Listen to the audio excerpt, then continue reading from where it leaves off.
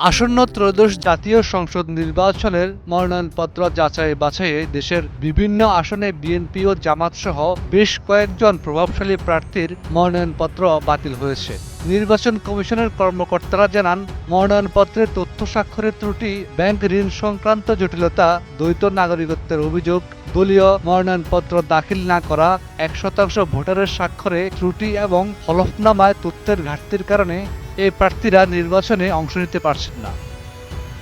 তবে নির্ধারিত সময়ের মধ্যে এই ত্রুটি সংশোধন করে আবেদন করলে প্রার্থিতা পুনর্বিবেচনার সুযোগ থাকবে।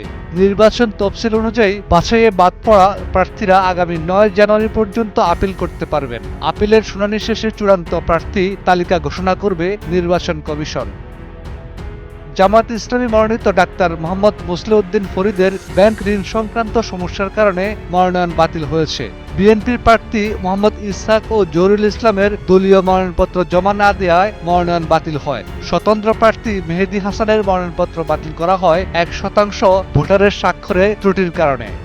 এদিকে মাহবুবুল আলমের দ্বৈত নাগরিকত্বের বিষয়টি যাচাই বাছাইয়ে উঠে আসে। যুক্তরাজ্যের নাগরিকত্ব ত্যাগের জন্য আবেদন করলেও চূড়ান্ত প্রমাণপত্র দাখিল না করায় তার মনোনয়ন স্থগিত করা হয়েছে। কক্সবাজার 2 আসনে জামাতের প্রার্থী HM হামিদুর রহমান আজাদের মনোনয়ন মামলা সংক্রান্ত জটিলতার কারণে বাতিল ঘোষণা করা হয়। তবে 5 জানুয়ারি থেকে 11 জানুয়ারি পর্যন্ত তিনি আপিল করতে পারবেন।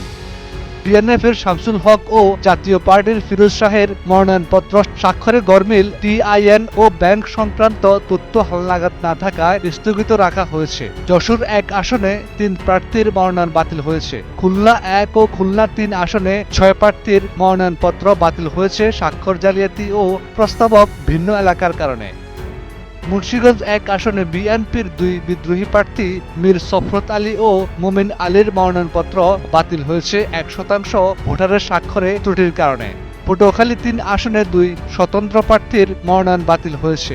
চট্টগ্রাম 11, কুড়িগ্রাম 2, রংপুর 1, রাঙ্গামাটি, ভোলা 2, শরীয়তপুর 1 এবং নীলফামারী 1 ও 2 আসনেও একাধিক প্রার্থীর মনোনয়নপত্র বাতিল বা স্থগিত রাখা হয়েছে। নির্বাচন কমিশন অনুরোধ করেছে প্রার্থীরা সময়মতো ত্রুটি সংশোধন করে আপিল করুন, যাতে নির্বাচনী প্রতিযোগিতা সুষ্ঠু ও অংশগ্রহণমূলক হয়। এর আগে সারা দেশে 300 সংসদীয় আসনে মোট 2582টি মনোনয়নপত্র জমা পড়েছে। সেই হিসাবে প্রতি আসনে গড়ে 8টির বেশি মনোনয়নপত্র জমা পড়েছে। তবে কতজনের প্রার্থিতা স্থগিত করা হয়েছে তা এখনো নির্দিষ্ট করা সম্ভব হয়নি।